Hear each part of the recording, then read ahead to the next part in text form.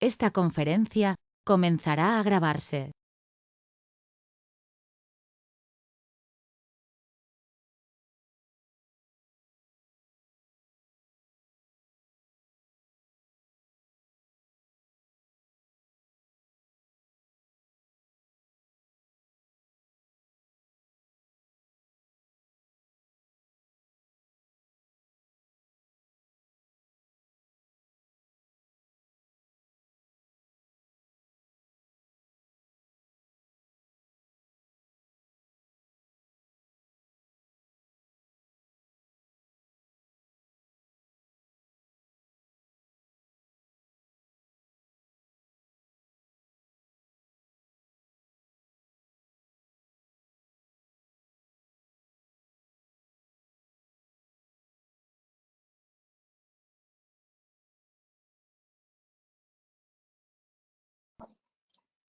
Buen día, buenos días. Vamos a empezar, si os parece. Hacemos una breve introducción y así la gente que se está acabando de conectar puede hacerlo tranquilamente.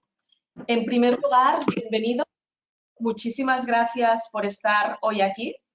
De acuerdo, una vez más, en uno de los webinars que desde TAX, Economistas y Abogados, desde nuestro grupo, pues intentamos organizar de forma más o menos recurrente. Hacemos unos 2 webinars al mes, más o menos, y nuestra vocación o nuestro interés es poder manteneros informados a vosotros, empresarios, de aquellos temas laborales, fiscales y legales, principalmente, pues que afectan o pueden afectar a vuestro negocio. El último webinar que hicimos, que muchos de vosotros también asististeis, fue el tema de testamento y sucesión de la empresa familiar. Y hoy pues nos toca este tema que además está bastante de actualidad, que es qué se debe tener en cuenta a nivel fiscal y legal para hacer venta online, ¿de acuerdo? Ya sabéis que hay una creciente tendencia de abrir negocios en la red, también muy provocada por la situación que nos hemos encontrado desde hace 1 año y medio de pandemia, de COVID. Y realmente conocer estas obligaciones fiscales y legales es muy importante a nivel de toda la actividad que se realiza de forma online. Además, hay un tema muy importante que es la novedad, que es que a partir de julio de este año, de 2021, entra en vigor la nueva normativa sobre la declaración del IVA en la Unión Europea, que afecta sobre todo a estas ventas online. Hay muchísimos cambios que os explicarán nuestros ponentes. La sesión tiene el objetivo de hacer un breve repaso y una breve actualización de todas ellas. No vamos a entrar mucho en profundidad, pero sí que os daremos aquellas pautas que tenéis que tener en cuenta, ¿de acuerdo? Antes de dar paso y presentaros a las ponentes que nos acompañarán hoy, sí que permitirme que os diga un poco para que funcione bien este webinar, 4 pautas, ¿de acuerdo? Os pedimos, por favor, que tengáis los micros silenciados para evitar escuchar interferencias que molesten durante el transcurso de esta sesión. Sí que deciros que habrá una primera parte de unos 45 minutos, que será la exposición de la presentación que ya estáis viendo en pantalla.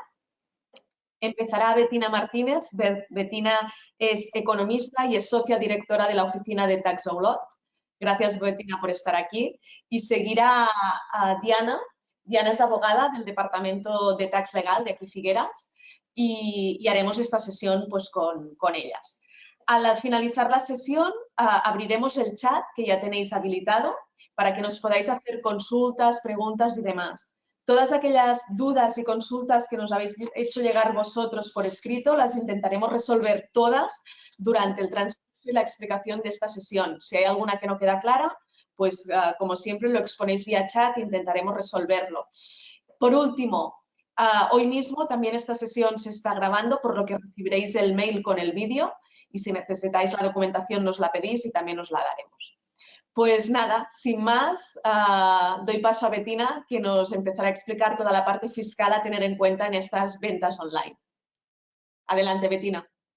Buenos días a todos y bueno, muchas gracias por vuestra asistencia. Lo que haremos hoy es una pequeña introducción de las novedades que se ha introducido a través de un Real Decreto que se aprobó o que fue publicado el 27 de abril.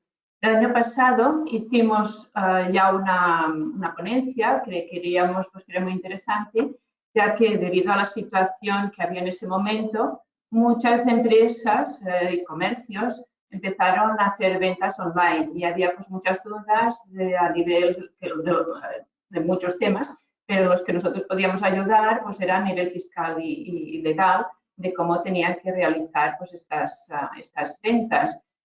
Justo un año más o menos desde ese momento se ha aprobado una nueva ley que modifica muchísimo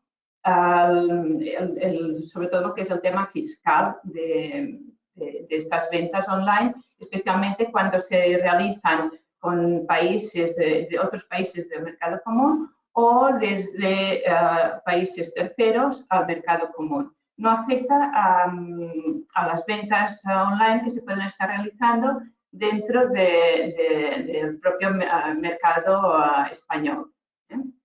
Entonces, si os parece, empezamos.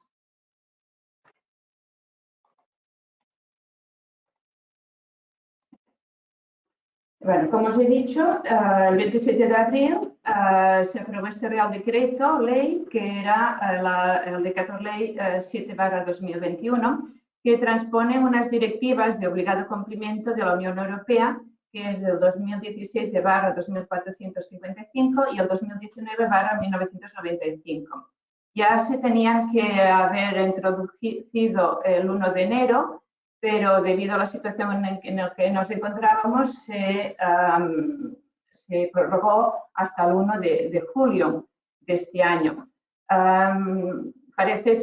Seguramente sí que entra en vigor, pero realmente estamos viendo que las empresas, administraciones, etcétera, pues aún no está del todo a punto. También veréis que hay unos cambios muy importantes que afectan a temas informáticos y tampoco no estoy seguro que los programas informáticos ya estén adaptados pues, a la nueva situación. Pero bueno, parece ser que sí, que el 1 de julio, pues aunque sea con los medios que tengamos, pues tendremos que aplicar esta nueva normativa. ¿A qué afecta? Pues afecta a aquellas entregas de bienes y prestaciones de servicio que normalmente estamos contratando por Internet o por otros medios electrónicos y en los cuales se está adquiriendo productos que se transportarán desde un Estado miembro a otro Estado miembro o desde un país tercero a un consumidor final que está situado en algún Estado miembro del mercado común. Hasta ahora, intentaré explicar un poco lo que hay hasta ahora y lo que habrá a partir de 1 de julio. Hasta ahora, la normativa que estaba regulando este tipo de operaciones eran las ventas a distancia y que se había aprobado pues, en unas circunstancias muy diferentes a las que hay ahora. Ahora, pues con la aparición de las plataformas y de las nuevas tecnologías ha cambiado muchísimo y por esta razón se han aprobado estas nuevas normativas que además son de obligado cumplimiento para todos los países miembros del mercado común.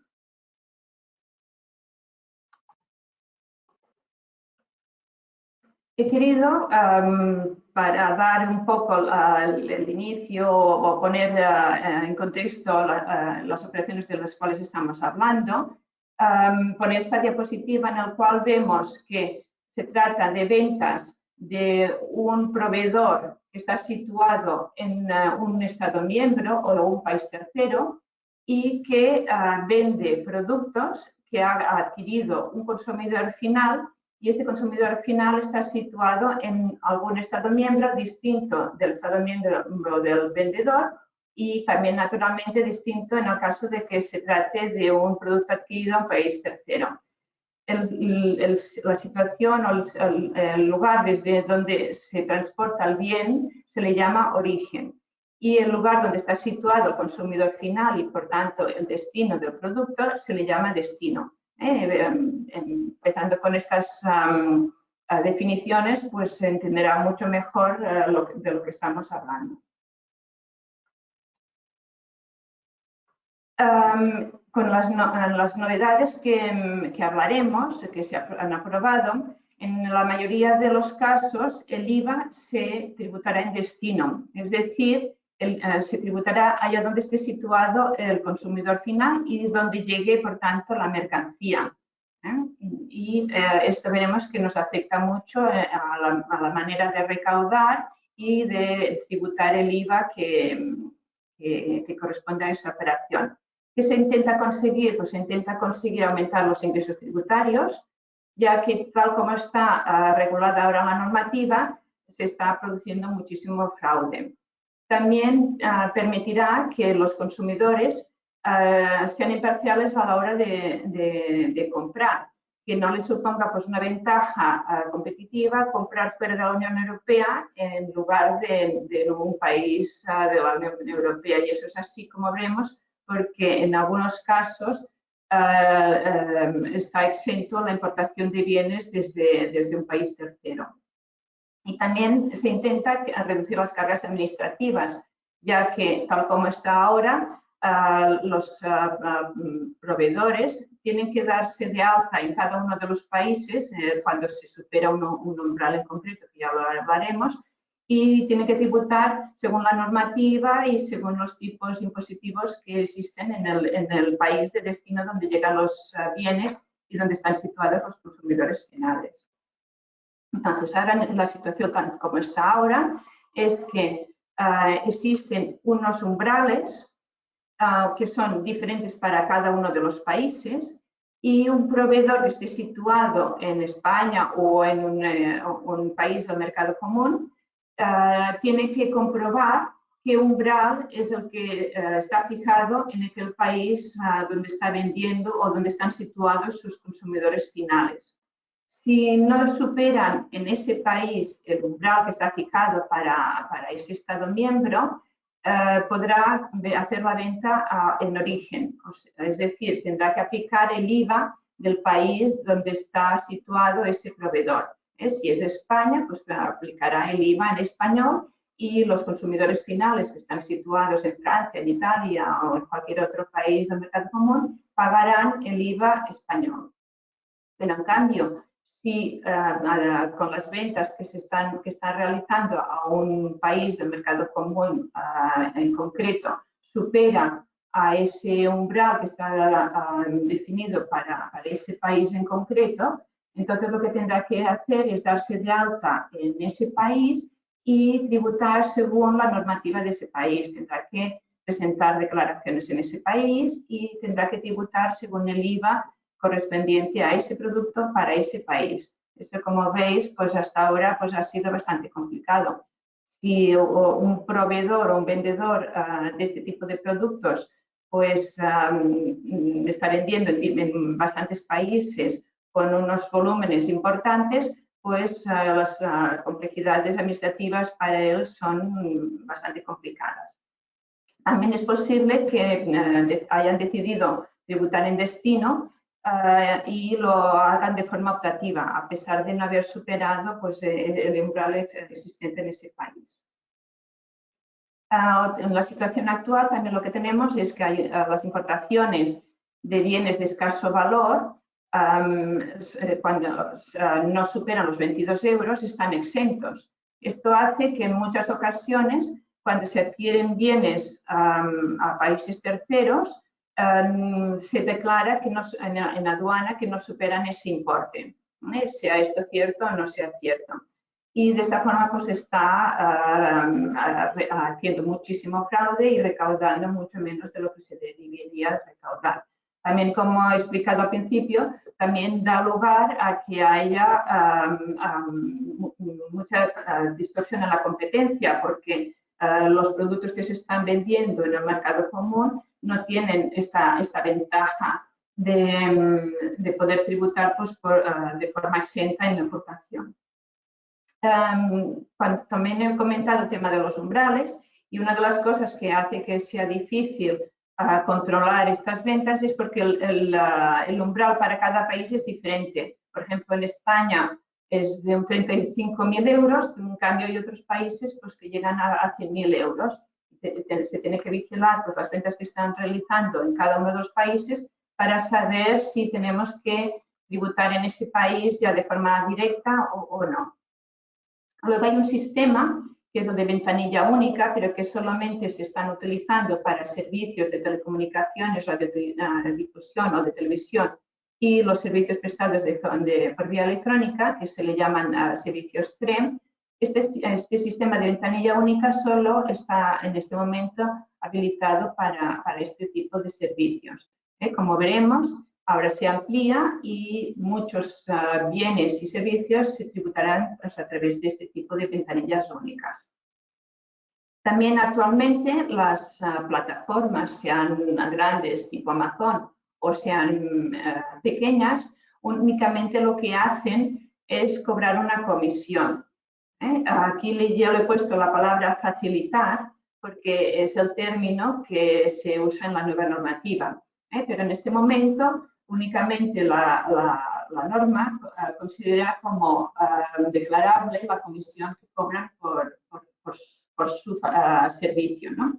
Y lo que realmente tributa es la entrega de bien o prestaciones de servicio que se está realizando entre el proveedor y el consumidor final, que es lo que en este momento pues, se tiene que revisar.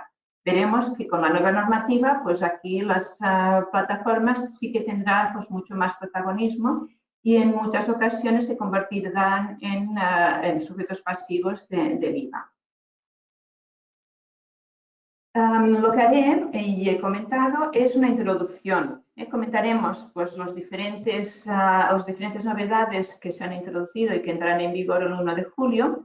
No se ha aprobado aún el reglamento, no se han aprobado aún pues, los modelos de declaración que entrarán en vigor. Y creo que lo que tenemos que hacer en un futuro próximo es volver a hacer otra conferencia o intentar pues, resolver pues, muchas dudas que aún están. Pero bueno, yo creo sí que es importante pues, hacer una pequeña introducción para que nos empiece pues, ya a sonar pues, estas novedades y estos nuevos términos. Entonces, bueno, yo lo que he hecho es definir pues, las diferentes novedades y las explicaré pues, cada uno de ellos. Tenemos, por un lado, dos nuevas categorías de bienes que no estaban reguladas en la antigua normativa y que ahora pues, tendremos que acostumbrarnos a ellas. Una de ellas es las ventas a distancia intercomunitarias de bienes. Antes solo hablábamos de ventas a distancia. Ahora ya se definen como ventas a distancia intercomunitarias de bienes porque son aquellas ventas a distancia que se realizan entre un Estado miembro y otro Estado miembro. El proveedor estará situado en un Estado miembro distinto del consumidor final, que es el que ha adquirido el bien.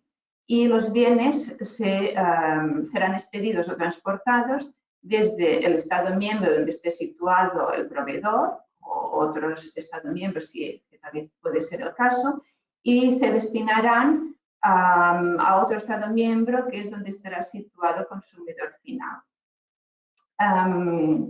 No tiene en cuenta medios de transporte nuevos ni bienes, objetos de instalación y montaje.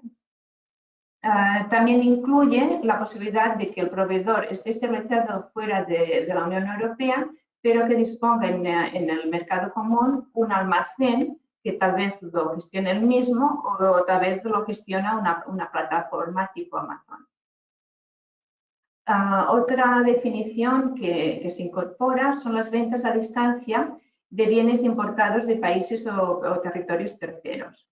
En este caso se trata de bienes que se expiden o transportan desde un proveedor que está situado en un país o territorio tercero y el destino son consumidores finales que están establecidos en algún Estado miembro de la Unión Europea.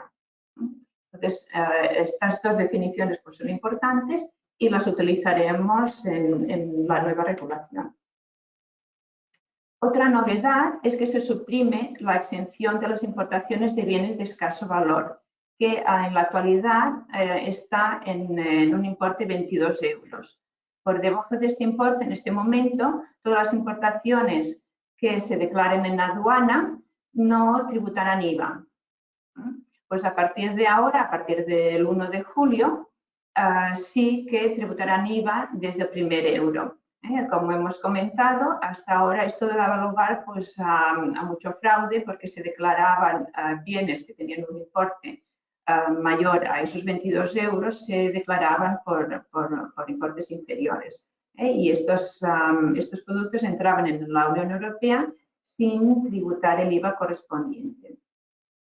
Sí que es cierto es que, como veremos, se ha introducido un concepto, un régimen que se le llama ventanilla única Import One Stop Shop, en lo que se le denomina IOS, y que los proveedores que se acojan a esta ventanilla única, cuando realicen importaciones inferiores a 150 euros, veremos que no todo el mundo puede acogerse, únicamente pues, con unas condiciones determinadas. Estas importaciones serán exentas de IVA, pero luego tendrán que tributar por la venta que realicen desde esta ventanilla única al consumidor final, como veremos pues, en la próxima diapositiva. ¿En qué consiste esta ventanilla única que se le denomina IOS o Import One Stop Shop? Es una ventanilla única que es aplicable a aquellos bienes que se hayan importado y que tengan un valor inferior a 150 euros y que puedan acogerse tanto al proveedor o también intermediarios que podrían ser plataformas y que supone que la importación de estos bienes estén exentos de IVA.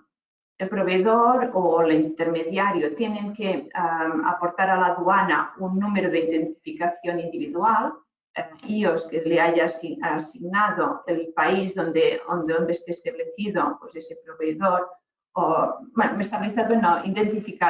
identificado ese proveedor que esté situado fuera de la Unión Europea o el intermediario que esté, en este caso sí que establecido en la Unión Europea, y se le tendrán que identificar con ese número asignado a la importación para poder conseguir que esta importación esté exenta. Pero lo que sí que tendrá que tributar, como ya he dicho, es a través de esa ventanilla única IOS la entrega de los bienes al consumidor final. Por tanto, ese proveedor o intermediario tendrá que declarar en una única declaración las ventas que hayan realizado en cualquier país del mercado común. Tendrán que escoger un país de identificación y tendrán que presentar esa declaración única a través de la ventanilla única de ese país donde se hayan identificado y declararán todas las ventas que hayan realizado a consumidores finales teniendo en cuenta dónde están situados estos consumidores finales y pagando y ingresando el IVA correspondiente al país donde esté situado este consumidor final. Pero la ventaja es que lo podrán hacer con una única declaración cuando hasta ahora tendrían que haberse dado de alta en cada uno de los países donde estén situados esos consumidores finales. Otra modificación es que desaparecen esos umbrales que habían individuales en cada uno de los países y se sustituye por un umbral único de 10.000 euros para las ventas que se realicen dentro del mercado común. Y incluirían aquellas ventas a distancia intercomunitarias de bienes que hemos comentado, que son aquellas ventas que realiza un proveedor que está situado en un Estado miembro y vende a consumidores finales situados en otro Estado miembro, y también incluye a los servicios TRE, que hemos comentado que eran los servicios que hasta ahora ya estaban utilizando este tipo de ventanilla única y que ahora cuando tengamos que calcular el umbral común a partir del cual pues, se tiene que tributar en destino, también tendremos que incluir estos servicios TREM. Si superamos los 10.000 euros de forma común en todo el mercado común respecto a este tipo de bienes, sobre todo lo que son entregas de productos desde un país de un Estado miembro a consumidores finales situados en otro Estado miembro, tendremos que tributar en destino. Si no superamos estos 10.000 euros de forma común en todo el mercado común, podremos tributar en origen, lo que significará que podremos continuar utilizando el IVA del país de origen desde donde se transporta el bien. Si no es así, tendremos que utilizar el IVA correspondiente a cada uno de los países donde estén situados los consumidores finales. Para facilitar esta devengo y declaración del IVA correspondiente a cada uno de los países donde están situados los consumidores finales a los cuales entregamos los bienes, se han habilitado estas ventanillas únicas, que como ya he comentado, pues ya existía solamente para los servicios tren. Ahora ya se amplía para otro tipo de entregas y servicios. Se regulan 3 tipos diferentes de regímenes que utilizarán estas ventanillas únicas. Hay un régimen que es el régimen exterior de la Unión y únicamente se aplica a aquellos servicios prestados por empresarios o profesionales que no están establecidos en la comunidad, pero que sus consumidores finales sí que están situados en la comunidad europea. Entendemos que, como se trata de servicios, aquí incluye lo que son los servicios tren, pero también incluye otros tipos de servicios que por las reglas de localización que están reguladas tienen que tributar en destino, o sea, dentro del mercado común. Hay otro régimen, que es el régimen de la Unión, que también se le denomina OS, y que incluye también aquellos servicios prestados por empresarios o profesionales que están establecidos en un Estado miembro del mercado común y sus consumidores finales están situados en otro Estado miembro. Y también tenemos que mirar las reglas de localización para saber si estos servicios se entienden localizados en el estado de origen donde está situado el prestador del servicio o en el estado de destino donde están situados los consumidores finales. También se incluyen lo que son las ventas a distancia intercomunitarias de bienes, es el concepto que ya hemos introducido antes, que serían aquellas ventas de productos que son transportados desde un estado miembro donde está situado el proveedor a otro estado miembro donde está situado el consumidor final. Y también se incluirán aquí, y aún no hemos hablado de ello, pero ya lo introduzco, aquellas entregas interiores de bienes imputados a titulares de interfaces digitales, es decir, plataformas digitales que faciliten la entrega de estos bienes por parte de un proveedor no establecido en la comunidad a consumidor final. Esto suele suceder cuando el proveedor está situado fuera de la comunidad, pero sus productos ya estén situados en la comunidad, porque están en un almacén que en muchos casos están gestionados por la propia plataforma o interfaz digital. Luego tenemos un tercer régimen nuevo, que es el régimen de importación, y en este caso lo que utiliza es una ventanilla única que se le llama Import One Stop Shop, IOS, y en este caso se utilizará para aquellos proveedores situados fuera de la Comunidad Europea que directamente ellos mismos o a través de un intermediario estén vendiendo productos a consumidores finales situados dentro de la comunidad, pero que el valor de los productos que están vendiendo no superan los 150 euros. Como hemos comentado, la importación de estos bienes que no superan estos 150 euros están exentos, pero no están exentos la entrega o la venta de estos productos al consumidor final. En este caso, estos proveedores o los intermediarios podrán acogerse a esta ventanilla única y declarar a través de una única declaración el IVA correspondiente a las entregas que haya realizado. Ese IVA, como hemos comentado, se aplicará el IVA correspondiente a cada uno de los países donde estén situados los consumidores finales. No será una declaración ni mucho menos fácil, pero sí que tiene la ventaja de que se puede realizar desde un único país donde esté identificado ese proveedor, a través de la declaración, en el caso de que sea en España, será el modelo 369, y que en esa única declaración pues, tendrán que identificar cada uno de los países donde se hayan producido ventas y identificar el IVA que corresponde al IVA de ese país para ese producto en concreto. Si no se hiciese de esta forma, tendrían que darse de alta en cada uno de los países, lo cual aún sería pues, bastante más complicado. Si es España el país donde se han identificado pues, estos empresarios o profesionales, tendrán que darse de alta a través de un modelo que es el 035 y declarar el inicio, modificación o cese de estas operaciones. A través de ese modelo, pues también se les dará un número de identificación que será el que utilizarán para poder hacer esta declaración, pero también para conseguir que las importaciones que realicen en la aduana pues estén también exentas de IVA. Aquí tenemos otro protagonista, que es el de interfaces digitales, plataformas, portales, mercados en línea, dropshipping, etcétera, que ahora serán pues, protagonistas muy importantes dentro de lo que es la tributación del e-commerce o de las ventas por Internet a consumidores finales.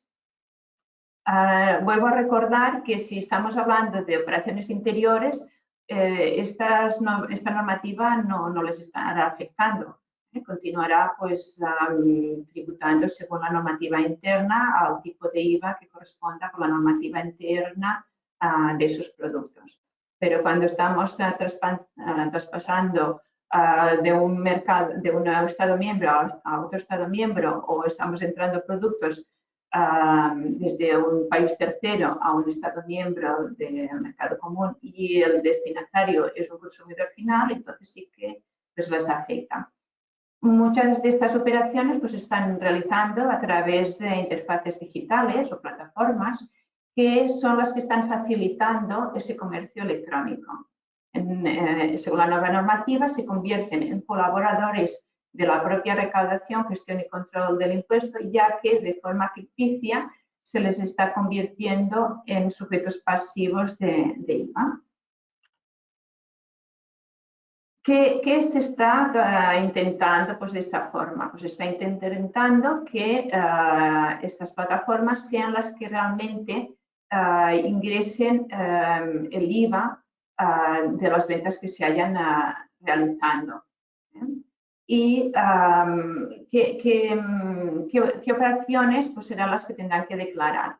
Pues tendrán que declarar aquellas a las cuales ellas han facilitado, luego os explicaremos lo que quiere decir facilitado, cuando o provengan o que se trate de ventas a distancia de bienes importadas, que ya hemos comentado, que son aquellas que vienen de países terceros a consumidores finales y que no excedan de 150 euros, y que hemos comentado que lo podía declarar directamente el proveedor o, en este caso, serían las plataformas que hayan facilitado esa venta.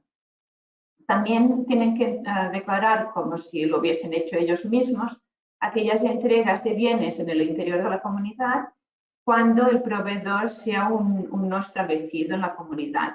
En la mayoría de los casos serán aquellos en que el producto ya está situado en el mercado común, en un almacén que muchas veces pues, están gestionando estas propias plataformas. Entonces, ¿qué supone para estas plataformas? Pues suponen que ellos se convierten en sujetos pasivos del impuesto. Como ficción, pues se supone que se producen dos entregas, dos operaciones, una que sería la del proveedor al titular de la interfaz y otra de la interfaz al consumidor final. a pesar de que en algunas de estas operaciones el transporte va directamente desde el proveedor situado fuera de la comunidad al consumidor final. Pero esa ficción que estamos hablando la desglosa la entrega en dos partes. Y luego tienen la posibilidad de optar a la ventanilla única OS para no tener que darse de alta esta interfaz o esta plataforma en cada uno de los países y tributar según la normativa de ese país. Entonces nos podemos encontrar que estas interfaces están facilitando y por tanto sí que tienen la condición de sujeto pasivo, y nos podemos encontrar con situaciones en las que a pesar de estar facilitando no tengan la condición de sujeto pasivo. También lo comentaremos, pero sí que en todos los casos estas interfaces tendrán que llevar un registro de las operaciones que será diferente si son sujetos pasivos o no son sujetos pasivos, pero que sí que tendrán que habilitar sus programas informáticos para llevar este registro y mantener estos registros en un periodo de 10 años.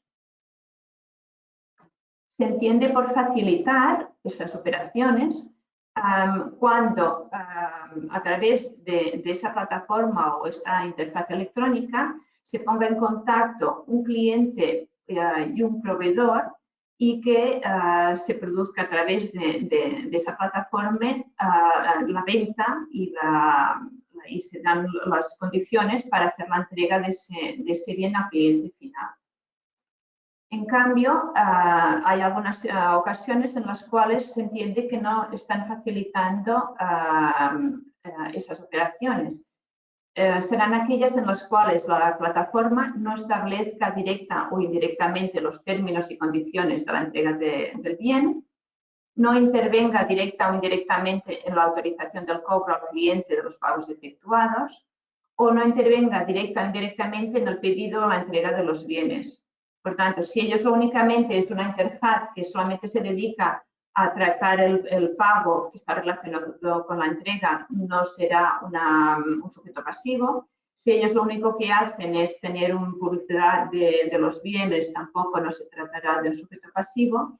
Y si lo único que hacen es reorientar al cliente final a otras plataformas, que será donde se ofrezca y se termine la venta, tampoco no serán sujetos pasivos. En las otras situaciones, entonces sí que serán sujetos pasivos y serán protagonistas muy importantes porque tendrán que declarar y tributar el IVA de estas ventas.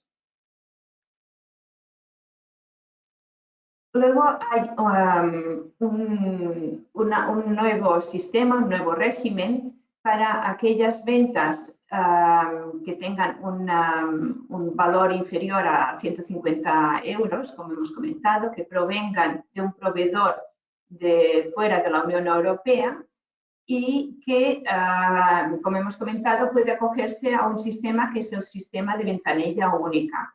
Y este sistema lo que permite es que la importación estará exenta de IVA, pero luego, a través de este sistema de ventanilla única, tendrá que declarar el IVA de las ventas que haya realizado a los consumidores finales. Lo puede hacer él directamente, lo puede hacer a través de una plataforma que se haya convertido en sujeto pasivo, ya que han facilitado esta venta, o lo pueden hacer a través de un intermediario. Pero si no se acogen a este sistema de ventanilla única, se ha aprobado un nuevo régimen, que es este régimen que comento aquí, que es el régimen especial de declaración y liquidación del IVA a la importación. Estas declaraciones también es optativo, que puedes escoger o un sistema o otro, o si no, puedes también liquidar en aduana cada una de las operaciones, y entonces los productos entrarán libres en el mercado común y podrán circular libremente. Si no, se puede escoger uno de estos dos sistemas.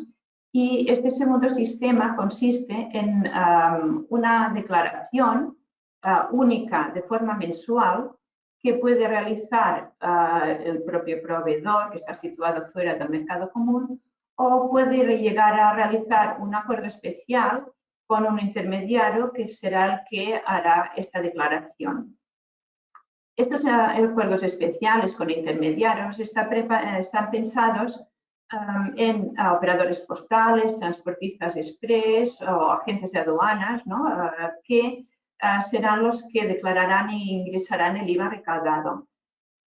Estos operadores postales o transportistas lo que tendrán que hacer es cobrar de los consumidores finales el IVA y declarar a través de una declaración especial en función de dónde esté situado este operador en el mercado común y ingresarán a través de esta declaración todas las operaciones que hayan colaborado, podríamos decir, para recaudar el IVA y lo ingresarán en una única declaración. En lugar de tener que declarar cada importación una a una, pues lo podrán hacer de forma mensual en una única declaración. Sí que significará es que se tendrá que declarar en el IVA correspondiente al país donde esté situado la aduana y al tipo general que corresponda a ese país. Por ejemplo, si realmente se está haciendo pues, esta declaración en España, pues tendrán que hacer una única declaración mensual, pero tributando al tipo general todas las operaciones al 21%. Entonces sería esta otra de las posibilidades que tenga un proveedor de fuera de la Unión Europea para poder hacer ventas en la Unión Europea. De momento, pues no se sabe exactamente cómo serán estos acuerdos especiales que tendrán que regularse pues, de una forma pues, muy concreta para que realmente pues, estos operadores postales o transportistas o agentes de aduanas pues les valga la pena realizar este tipo de servicio. También es posible que sean las plataformas que facilitan estas importaciones de bienes de escaso valor y en este caso se convertirán en sujetos pasivos y también podrán optar pues, por utilizar, por ejemplo, la ventanilla única y declararlo a través de esta ventanilla única. En este momento, pues no sé, Raquel, lo que dirá, si quiere que continuemos con la parte legal. Yo creo que os he introducido un poco en los diferentes conceptos que entran en vigor a partir del 1 de julio. Y entonces, no sé, Raquel, si quieres que comentemos pues, algunas de las consultas. Me imagino que habrá muchísimas. Yo ya vi que habían algunas pues, que en este momento pues, aún no se conocen. Si os parece bien a todos, seguiremos. Tenemos consultas, Betina, pero seguiremos con la parte legal, ¿de acuerdo? Y así luego hacemos todo el bloque de consultas conjunto. Perfecto, pues doy paso a Diana, ¿de acuerdo? Hola, buenos días. Yo os voy a hablar de los aspectos legales que básicamente se diferencian en dos grandes ámbitos, ¿vale? Que son diferentes pero que se complementan. Uno es en relación a la normativa que afecta al comercio electrónico y otra es en relación a la normativa sobre protección de datos, ¿vale? Porque en cualquier, digamos, relación comercial electrónica pues se intercambian datos personales. A menos que sea entre empresarios o profesionales. Entonces, respecto a la normativa que os comentaba, que es la del comercio electrónico en primer lugar, tenemos diferentes normas de referencia. Básicamente, la Ley 34/2002 de Servicios de Sociedad de la Información y Comercio Electrónico, que será la base la cual analizaremos a continuación. Y luego existe pues, toda la normativa complementaria que también afecta a otra compraventa o a otro comercio que no sea específicamente online, ¿vale? Que es la Ley de Ordenación del Comercio Minorista, la Ley de Condiciones Generales de la Contratación y la Ley pues, de Protección y Defensa de los Consumidores y Usuarios. Luego, en la parte final, hablaremos de la normativa que afecta a la protección de datos, que es una normativa europea, el reglamento europeo que salió en 2018 y una normativa española que desarrolla este reglamento.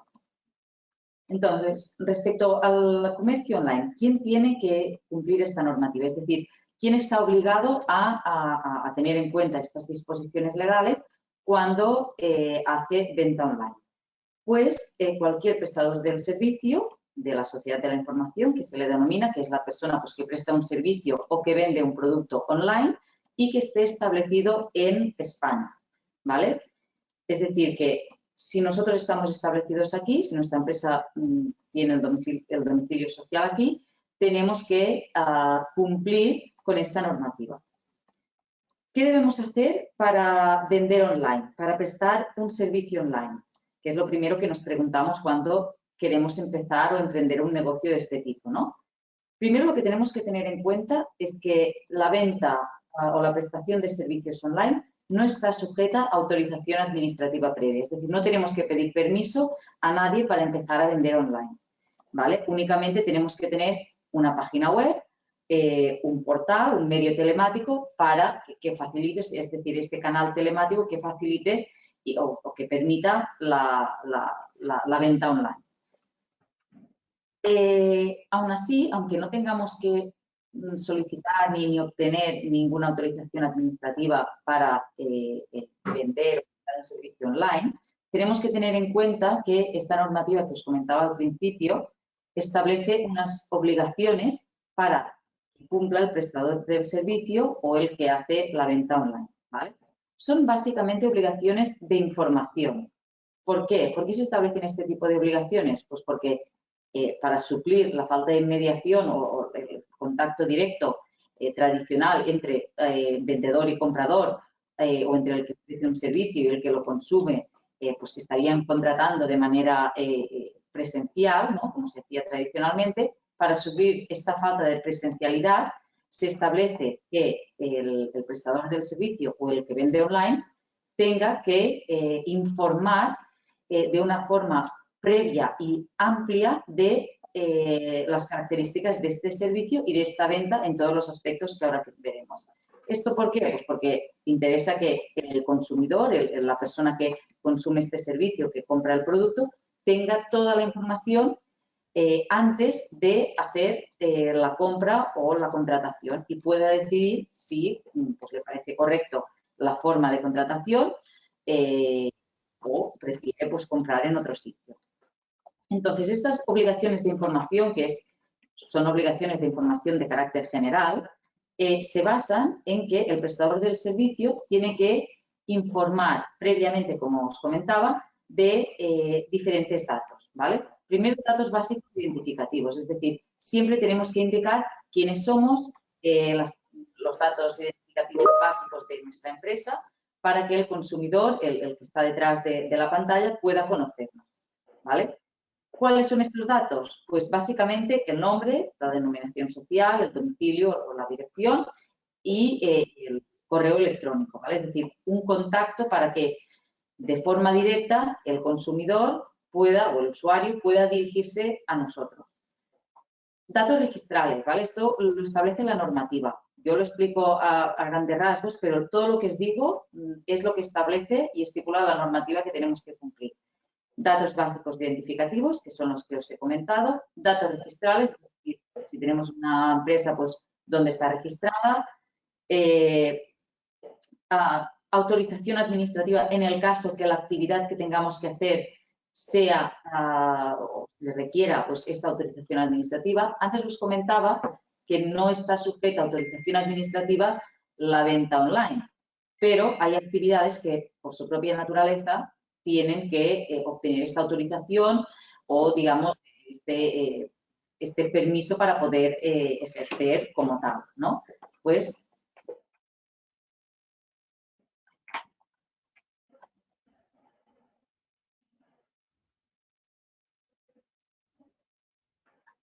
vale, disculpad que no estaba pasando el PowerPoint, entonces, seguimos, vamos un poco por la mitad de esta página. Y lo que os comentaba, esto de la autorización administrativa, que en principio no es necesaria para llevar a cabo la actividad por el hecho de hacerla online, pero en función de la tipología de actividad, pues sí que será necesario, como si nos encontráramos en el ámbito de contratación o de prestación de un servicio tradicional, ¿vale? Datos sobre la profesión regulada, es decir, si, por ejemplo, nosotros, yo en este caso que soy abogada, para para ejercer como abogada tengo que estar colegiada en un colegio profesional, pues tengo que ofrecer, si yo presto servicios online, tengo que facilitar la información del colegio donde estoy colegiada y el número de colegiación, ¿vale? Pues lo mismo con cualquier actividad que requiera esta actuación. También el título académico oficial, no es que tenga que colgar mi título, sino que tengo que identificarme como que si yo presto servicios jurídicos, por ejemplo, indico que soy abogada, ¿vale? Pues en este caso lo mismo equivalente por cualquier otra actividad que requiera los mismos requisitos.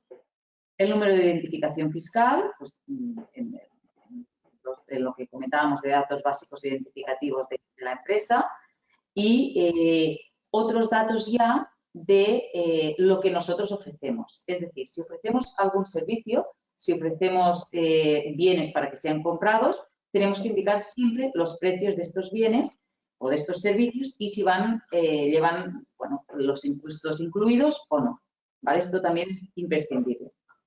Otra cosa imprescindible que a veces nos dejamos y que encontramos que en muchas páginas web no se indica son los gastos de envío, ¿vale? Esta también es una información que se tiene que facilitar previamente y tiene que estar publicada en la página web. Es decir, el usuario tiene que saber si aquello que contrata o compra lleva asociado ya directamente pues, los gastos de envío o se le cobrarán aparte.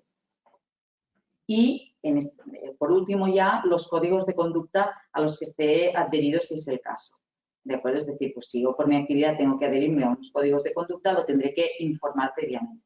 Luego os explicaré cómo ofrecer esta información.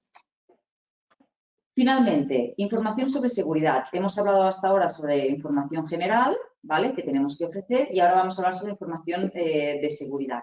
Yo tengo que indicar en la misma página web los medios técnicos empleados para yo como prestador del servicio que aumenten los niveles de seguridad. Es decir, facilitar información sobre la seguridad de la contratación que yo tengo establecida en mi página web o en mi medio de contratación telemática. ¿Vale?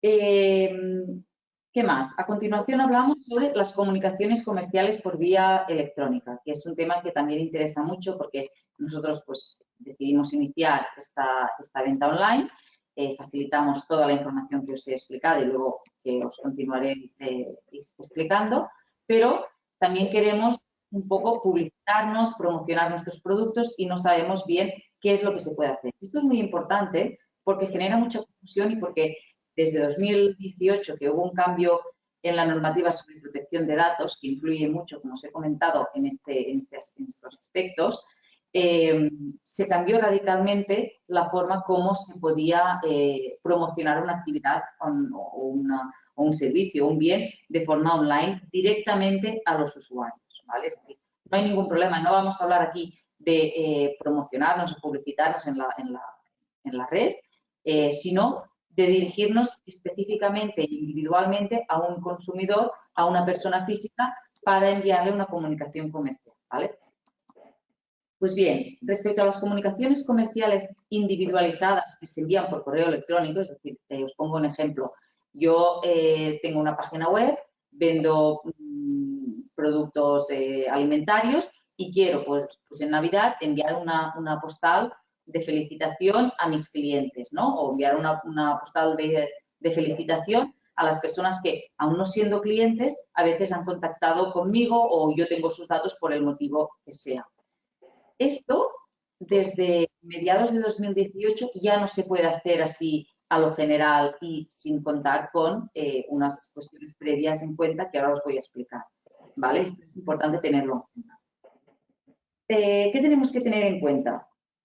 Que las comunicaciones comerciales por vía electrónica tienen que ser claramente identificables como tales. Es decir, no me sirve decir yo solo envío una postal de Navidad por correo electrónico en la que luego haya pues, toda una explicación de mis productos, de ofertas, etcétera. Y esto es una postal de Navidad. No.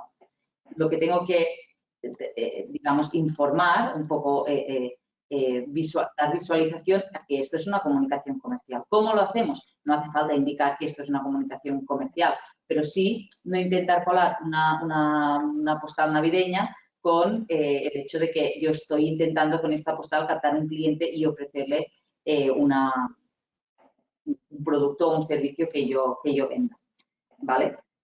También importante, cuando yo envíe estas comunicaciones comerciales, que ahora os diré cómo se tiene que hacer, tengo que identificarme, es decir, no vale poner alguna cuestión que llame la atención y ya está. No, es decir, tengo que identificar que yo, como empresa tal, pues estoy haciendo esta comunicación comercial, ¿vale? No vale poner solo el reclamo comercial mío o un logo, no. Hace falta que yo, aunque sea debajo, con letras pequeñas, me identifique con mis datos básicos identificativos que os indicaba antes, diciendo, pues yo soy la empresa tal y aunque pues yo tenga este logo, este reclamo publicitario, que todo el mundo me reconozca, yo tengo que indicar unos datos de contacto a efectos identificativos y a efectos de contacto, ¿vale?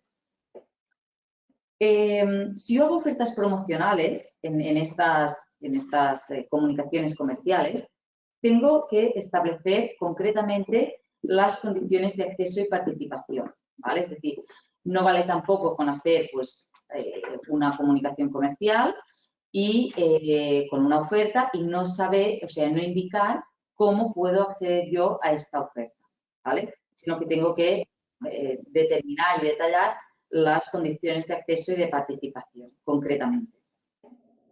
Luego, comunicaciones comerciales a través de correo electrónico, que es específicamente lo que os comentaba al principio de lo que tenemos que tener muy en cuenta que establece la normativa para pues, no cometer una ilegalidad, ¿no? Están prohibidas las comunicaciones comerciales por correo electrónico si no han sido consentidas expresamente por el destinatario, ¿vale? Esto es súper importante porque es una de las consultas más recurrentes que tenemos, de decir, ostras, esto es una comunicación comercial, ¿cómo lo hago? Yo quiero seguir haciendo comunicaciones comerciales, pero sé que ahora ha cambiado la cosa. ¿Cómo se tienen que hacer? En principio, para ser lo más puristas y cumpliendo la ley, digamos, a rajatabla, lo que se tendría que hacer es pedir consentimiento expreso a cualquier destinatario al que yo le quiera enviar una comunicación comercial en nombre de mi empresa, ¿vale? Esto, a la práctica, es complicado. ¿Por qué? Primero porque si yo tengo pues, todos los datos de mis clientes, y son clientes habituales, enviarles una comunicación diciéndoles, oye, te pido el consentimiento para que sigas enviando, para poder seguirte enviando ofertas y comunicaciones comerciales, pues inoperativo, porque seguramente o no contestarán o yo no recibiré, bueno, o no tendré este feedback recibiendo las respuestas, básicamente, porque la gente cuando recibe un correo electrónico comercial lo lee, si le interesa, pues se pone en contacto con la tienda o con quien le ha enviado digamos, intenta hacer pues, la acción que se le ha promocionado, pero si no le interesa, cierra el ordenador o cierra el correo y ya está, ¿no? Por tanto, esto es complicado. Hay excepciones al hecho de tener la autorización para hacer estas comunicaciones comerciales, como os decía. Si son clientes habituales a los que yo de forma recurrente vendo, es decir, que no hace 10 años que fueron clientes y ahora yo les quiero enviar una comunicación, sino que son clientes pues, habituales, yo lo que puedo hacer es seguir enviándoles comunicaciones comerciales, pero únicamente se permite que sean de productos o de servicios a los, digamos, que puedan ser interesantes o que puedan estar vinculados con los ya consumidos por este cliente. ¿De acuerdo? Esto, pues digamos que facilita un poco el hecho de que os decía de que cuando tenemos que obtener autorización, pues en este caso no se necesitaría la autorización, pero porque previamente hay una relación comercial previa que justifica el hecho de que yo le siga enviando comunicaciones promocionales porque le interesa a este cliente, porque en principio me lo ha pedido, ¿no? Esto sería una de las excepciones. Digamos, básicamente la única, en el que no se necesitaría autorización. Otras cuestiones, por ejemplo, yo tengo una lista de clientes potenciales o de personas que se han puesto en contacto conmigo o de personas de las cuales yo he tenido sus datos de una forma pues un poco inconcreta y hasta ahora les enviaba comunicaciones pues comerciales, lo que os comentaba, ¿no? La postal de Navidad, una felicitación en su cumpleaños, porque tengo sus datos. Esto sí que es, digamos, importante que no sigamos enviándoles estas comunicaciones comerciales sin su consentimiento.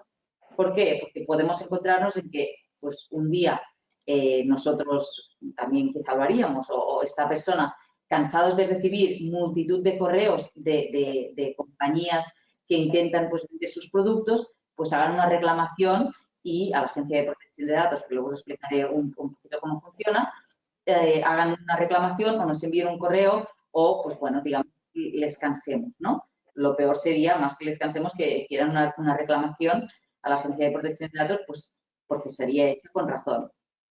Entonces, nos podría comportar pues una sanción. En estos casos, si yo estoy habituado a hacer comunicaciones comerciales de este tipo a personas que no son clientes directos, pero de los cuales yo tengo sus datos, lo que tendríamos que hacer para ser el máximo de correctos posible sería enviar este correo electrónico pidiéndoles el consentimiento, la autorización y al recibir su respuesta, pues si nos han dicho que sí, les podríamos seguir enviando estas comunicaciones. ¿Qué pasa si no contestan? Esta es la pregunta del millón que ya os comento que se repite muy a menudo. En principio, cumpliendo la ley, no podríamos seguir enviándoles comunicaciones comerciales, ¿vale? Excepciones, por decirlo así.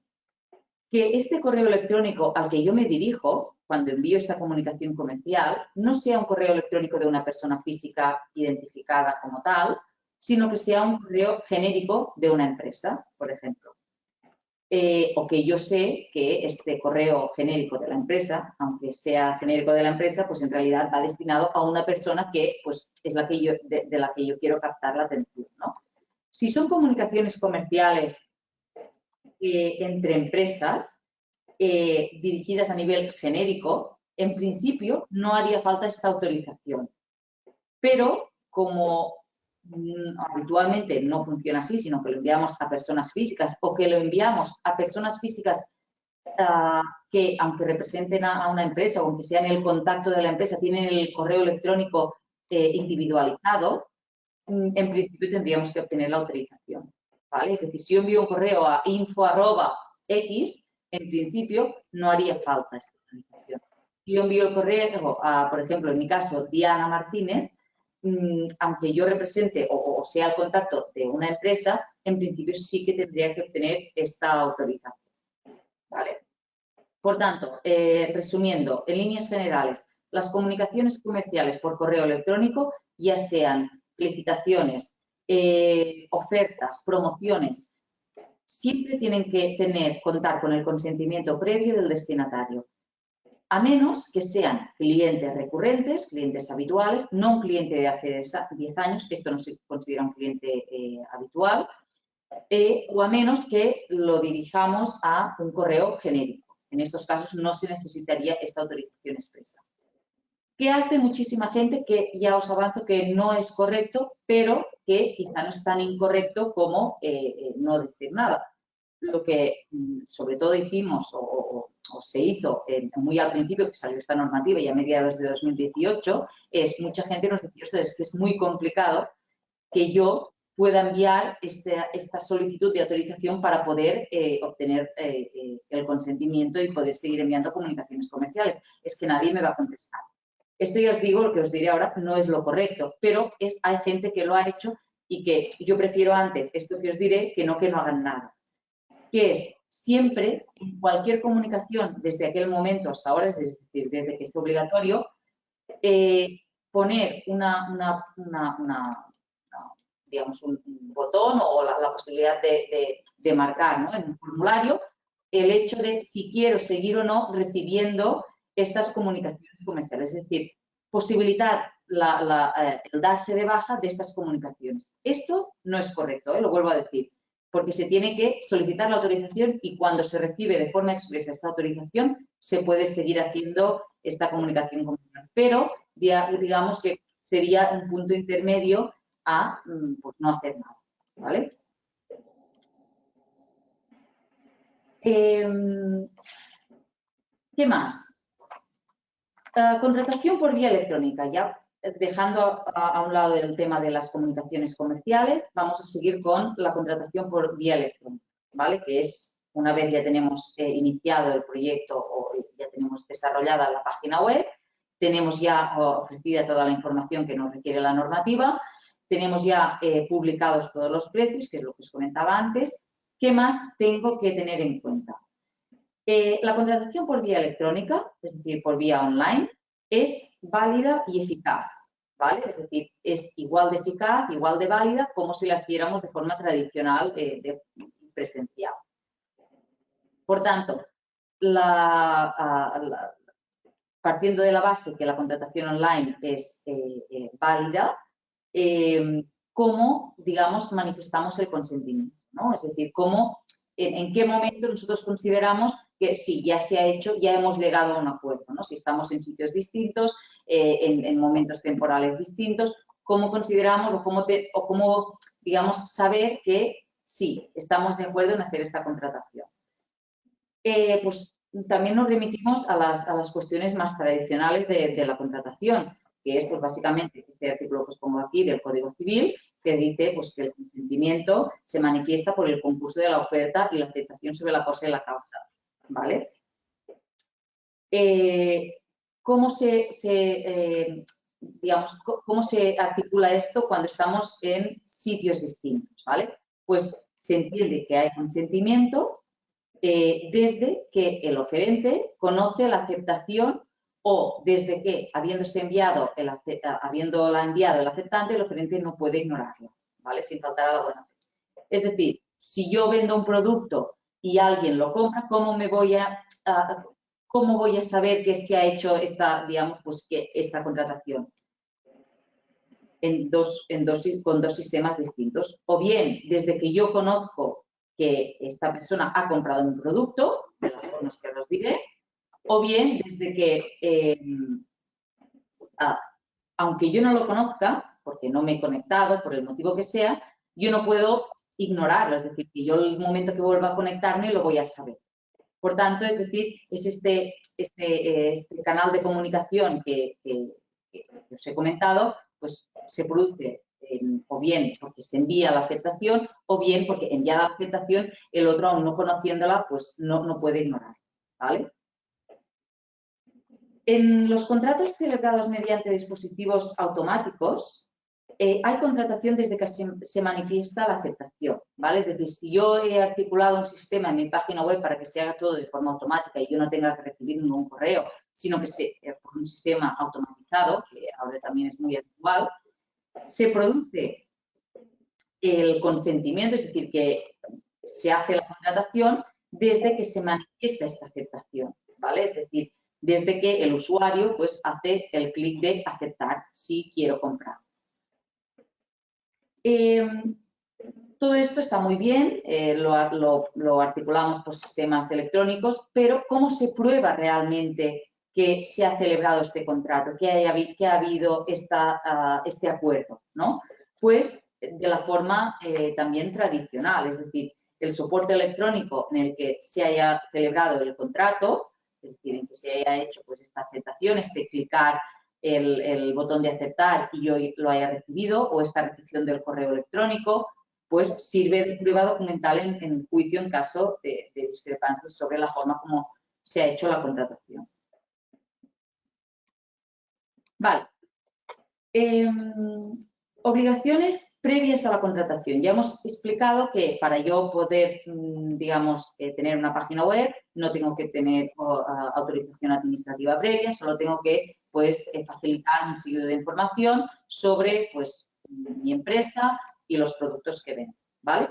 Pero hay más. ¿Qué más tengo que hacer para poder hacer esta contratación online que os comentaba ahora? Pues, previamente a que yo pueda iniciarme o pueda operar como vendedor online, tengo que ofrecer más información, es decir, información extra, pero ya no ahora, sino, no ya sobre yo mismo, sobre mis productos, sino sobre la forma de contratación, ¿vale?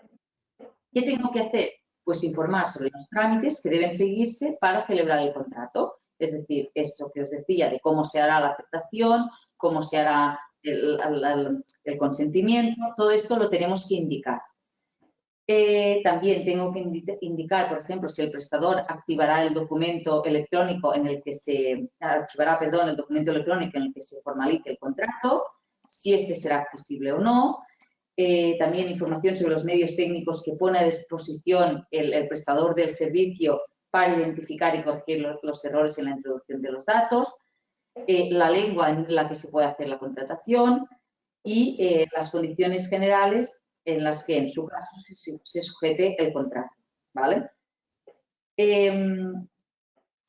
Todo esto que os he comentado, ¿cómo lo escribo? Es decir, ¿lo tengo que redactar? Sí. Esto se tiene que redactar en un documento que se llama las condiciones generales de la contratación, en el que, tal cual como si hiciéramos pues, una redacción sobre pues, unas características de un producto, de un servicio, yo tengo que redactar la forma como se puede contratar en mi página web, indicando, ahora veremos los puntos concretos que tengo que indicar, pero siempre teniendo en cuenta que la normativa exige que yo indique estos puntos que os he indicado ahora mismo. Los trámites que se deben seguir para hacer la contratación, es decir, punto 1, tienes que registrarte o no tienes que registrarte. Punto 2, tengo que introducir mis datos y puedo operar como invitado. Punto 3, una vez introducidos mis datos o registrado, tengo que seleccionar los productos. Es decir, toda la cadena de pasos o de trámites que tiene que hacer el usuario para contratar finalmente se tienen que especificar en un documento o en un formato, digamos, que sea visible y válido, fácilmente accesible en la página web, ¿vale? También la lengua es importante, es decir, ya no me sirve solo que yo tenga la página web en la lengua que sea, que ahora os haré una puntualización sobre esto, sino que también tengo que indicar que si hay alguna discrepancia sobre las formas como contratar, qué lengua será la válida, ¿vale? En España, cualquier persona que tenga una página web en España y que preste servicios en España tiene que tener como mínimo toda la información de la página web en español, ¿vale? Que esto también es una duda que se genera porque a veces se prestan servicios a extranjeros bueno, pues nos facilita esta información en español. Y también siempre que nos lo preguntan, pues informamos que siempre en español y luego en los idiomas que se deseen, ¿vale? Otra cosa, también en nuestra página web o en las páginas web en las que solemos contratar, encontramos ofertas, promociones, que es algo diferente de las ofertas y promociones que os decía antes que se ofrecen por correo electrónico. Esto es una oferta que se publica en la página web. Las ofertas y propuestas de contratación, promociones que se publican en las páginas web, tenemos que tener muy en cuenta que son válidas a nivel legal durante el tiempo en el que se indique que será válida esta oferta, o bien a falta de indicación, que se tiene que indicar, a falta de indicación por X motivo, durante el tiempo en que estén publicadas. Es decir, yo publico en mi página web un 2x1, si no lo elimino, este 2x1 será válido siempre que yo lo mantenga visible por los usuarios. Excepto que yo indique que, aunque esté visible, este 2x1 pues será válido durante X tiempo. ¿Cómo se debe facilitar toda esta información que os digo? Tanto la información de identificación general como de la contratación. Pues se debe poner a disposición del prestador en el sitio web, es decir, de la misma manera que yo me identifico, ofrezco mis productos y están todos publicados, tengo que tener un apartado en el que haya toda la información legal, ¿vale? Que es esta que os he comentado. Excepciones a esto, es decir, excepciones al deber de publicar toda la información sobre la contratación. Si las partes lo acuerdan, específicamente, concretamente, y ninguna de ellas es consumidor. Es decir, yo quiero contratar algo, pues yo soy una empresa y quiero pues, contratar unos productos de otra empresa o quiero contratar un servicio, no hace falta que esta información esté publicitada sobre cómo tendré que hacer la contratación. esta información siempre se dirige a consumidores, es decir, es para intentar que los consumidores tengan todos los conocimientos y no se produzca pues, una situación de desequilibrio entre las partes cuando quien contrata es un consumidor, ¿vale? Por tanto, las contrataciones entre empresarios o entre profesionales pueden omitir ciertas de estas cuestiones que os he comentado si se hace una comunicación, digamos, directa e individual entre ellos, ¿vale? Y aparte de esto, que es, pues si se hace vía web, si la contratación se hace vía correo electrónico, yo tengo el correo electrónico pues, de otro profesional y contacto con él para solicitarle un servicio, para comprarle un producto, no tengo que, es decir, él no me tendrá que informar de todas estas condiciones que os he comentado, ¿vale? Ahora hablamos de las condiciones posteriores a la celebración del contrato, ¿vale? Es decir, ya hemos hablado de todo lo que se tiene que hacer antes y para poder iniciar esta contratación, este ofrecimiento de servicios y de productos online, y ahora vamos a hablar de las obligaciones posteriores a la celebración del contrato. Como os decía, para que haya una válida celebración del contrato, es decir, para que yo pueda entender que se ha celebrado este contrato, que hay un acuerdo para que esta persona compre mis productos o contrate mis servicios, ¿qué tengo que hacer? Pues el oferente, que somos nosotros, el prestador del servicio, tiene que confirmar la recepción de la aceptación del usuario, ¿vale?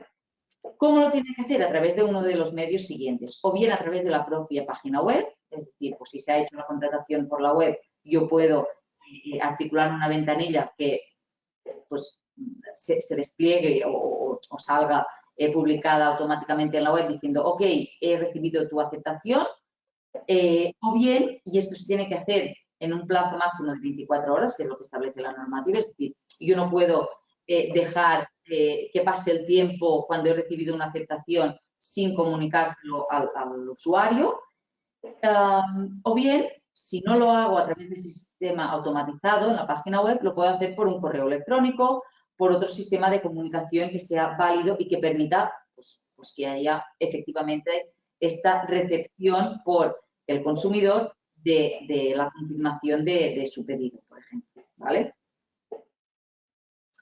¿Qué más? Esto que pone al final, digamos que es lo mismo que os he comentado, ¿vale? Que la aceptación, pues yo la tengo que confirmar, tengo que hacer un acuse de recibo en las formas que os he indicado y en las excepciones, pues, las mismas que os he comentado antes, ¿vale? El resto de profesionales. Otras cuestiones. Sitio de celebración del contrato. ¿Dónde se considera que se ha producido esta celebración del contrato? Cuando hay un consumidor, pues esto se considera hecho en la residencia habitual del consumidor y cuando estamos operando entre empresarios o profesionales, en efecto de pacto, ¿vale? A menos que se establezca otra cosa, se entiende celebrado en el sitio donde está establecido el prestador del servicio, ¿vale? Es decir, en este caso, como lo enfocamos desde la visión de quien quiere emprender este negocio, pues en nuestro domicilio. Como habitualmente contrataremos con consumidores o ante la falta de información sobre con quién estemos contratando, tendremos que presuponer que estamos contratando con consumidores, pues tenemos que tener en cuenta que se entenderá realizado este contrato en el domicilio del consumidor. Bien, entrando ya de forma más concreta en las condiciones generales de la contratación, que os decía que son pues todas las cuestiones que tenemos que informar al usuario sobre cómo se va a realizar esta contratación, digamos que la normativa establece un seguido de información que obligatoriamente tenemos que ofrecer, ¿vale? Básicamente, información sobre la oferta y las características de la contratación, ¿vale? Y las obligaciones y derechos de las partes contratantes.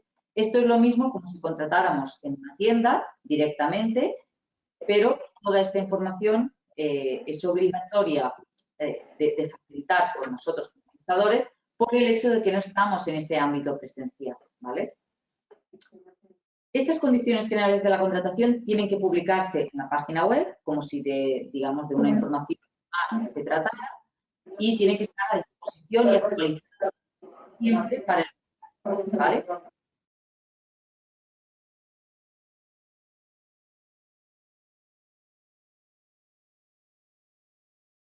Información básica que tenemos que tener en cuenta. Identificación de las partes contratantes, es decir, tenemos que indicar, pues yo como prestador del servicio, empresa tal, presto este servicio y a partir de ahora el usuario pues se le va a denominar usuario, consumidor, lo que sea, ¿vale? Datos identificativos del prestador del servicio, que esto ya os lo he dicho, identificar cómo debe ser el usuario, por ejemplo, indicar si yo contrato con mayores de edad, si estamos hablando de menores, tienen que tener la representación de los padres. Toda esta información la tengo que, aunque se sobreentienda, la tengo que especificar. Por ejemplo, si yo soy una tienda de vinos online, tengo que indicar específicamente que esta contratación, o sea, que cualquier persona que navegue por la web y que contrate tiene que ser mayor de edad, ¿vale? Lo tengo que indicar. Declaración de aceptación de las condiciones de responsabilidad sobre el portal. Tengo que indicar que si se contrata a través de esta página web, se sobreentiende, se da por hecho de que la persona que contrata entiende y conoce las condiciones de contratación, ¿vale? Esta es una información que tengo que ofrecer porque no tendría sentido que yo contrate con alguien que no lo entienda, ¿no? Como no lo sé porque hay una pantalla que nos impide el contacto directo o el conocimiento directo, tengo que decir, oye, si tú contratas es porque entiendes lo que estoy diciendo y lo aceptas, ¿vale? Objeto del contrato. Tengo que informar, primero, ¿a qué se refiere el contrato? Pues básicamente a todos los productos que yo venda a través de mi página web. El territorio de aplicación. Tengo que informar de dónde se puede hacer esta contratación online. Esto es muy importante porque si no decimos nada, se entenderá que se hace pues, a nivel mundial, ¿vale? Si yo quiero que solo se pueda hacer la contratación dentro de España o dentro de la Unión Europea o dentro de Cataluña, pues lo tendré que identificar específicamente. Esto es relevante porque, por ejemplo, si yo vendo productos alimentarios y algunos de los productos son perecederos, no puedo esperar que se pueda hacer una contratación, una compra, pues desde otra, digamos, la otra parte del mundo, ¿no? Tengo que indicar que pues, las características del producto, solo se puede hacer la contratación o la compra desde Cataluña o desde España o desde donde sea, ¿vale? Capacidad para contratar, lo que os comentaba, tenemos que indicar que la contratación se tiene que hacer, pues, por ejemplo, a través de siempre de personas mayores de edad y de que se sobreentiende que el cliente acepta estas condiciones, ¿vale? También yo indicaría siempre una modificación de las condiciones generales, es decir, que el prestador del servicio se reserva el derecho a poder modificar alguna cuestión de esta contratación por necesidad, es decir, porque sea necesario o porque no es inevitable, digámoslo así.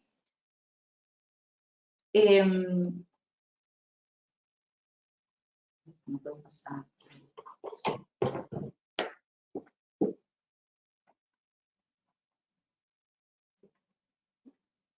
Vale. Información sobre el suministro, suministrada por la web. Yo tengo que indicar que en la página web se encontrará todo lo relacionado con los productos y con el servicio que yo estoy ofreciendo, por ejemplo, publicación de precios, información de los productos, disponibilidad de los productos, derechos de anulación, características de los pedidos, cómo y cuándo se pueden hacer los pedidos y fraude en la realización del pedido. Todas estas cuestiones que a veces nos parecen quizá pues que se sobreentienden, no se sobreentienden. No se puede sobreentender nada ni dar nada por sentado cuando se hace contratación online. Por tanto, yo os recomiendo que siempre que queráis iniciar un proyecto de venta online, que como comentábamos antes, ahora está pues, muy en boca de todos y que mucha gente pues, se ha animado a hacerlo, tengáis en cuenta todas aquellas cuestiones que nosotros esperamos saber o conocer cuando contratamos, ¿no? Es decir, ponernos en el bando contrario. Publicación de precios, que es muy importante porque no puedo estar esperando que alguien contrate algo o compre algo sin saber lo que vale, ¿vale? Y aparte de sin saber lo que vale, sin saber si pues, hay los impuestos incluidos o no. Y en otra fase más sin saber si los gastos de envío están incluidos o no. Información sobre los productos. Yo tengo que informar sobre los productos que vendo, sobre, digamos, si vendo productos alimentarios, pongo este ejemplo porque es muy ilustrativo, los ingredientes, ya, pues, para ser más concretos, pues los alérgenos, es decir, todo lo que puede influir en esta compra de este producto. Si, digamos, si son productos perecederos, si tienen una caducidad próxima, toda esta información la tengo que indicar. Disponibilidad de los productos. No es que tenga que indicar si los productos están disponibles o no, porque se entiende que si los tengo publicados están disponibles. Lo que tengo que indicar es, por ejemplo, si de una forma pues imprevista se me acaba un producto, tengo que tener automatizado un sistema para que indicar no disponible temporalmente, por ejemplo, ¿no? Que esto estamos muy acostumbrados a verlo. O de decir, estos productos pues yo los puedo ir comprando hasta que pues se acabe la disponibilidad, ¿no? O si vemos que nos quedan 2 productos, pues no está de más de indicar, solo quedan disponibles 2 unidades, por ejemplo, ¿eh? Derechos de anulación. Esto también es muy importante. Tenemos que indicar si se puede anular la compra, si una vez hecho el pedido y aún no se ha enviado, si yo lo puedo revertir. Es decir, todas estas características y cuestiones que nos importan tanto cuando nosotros somos los que compramos, tenemos que indicarlas siempre y especificarlas cuando somos los que vendemos. Características de los pedidos. ¿Cómo y cuándo se pueden hacer los pedidos? Yo tengo que indicar que los pedidos se tienen que hacer a través del sistema habilitado para ello en la página web, o también se pueden hacer por teléfono o por correo electrónico, y cuándo se pueden hacer.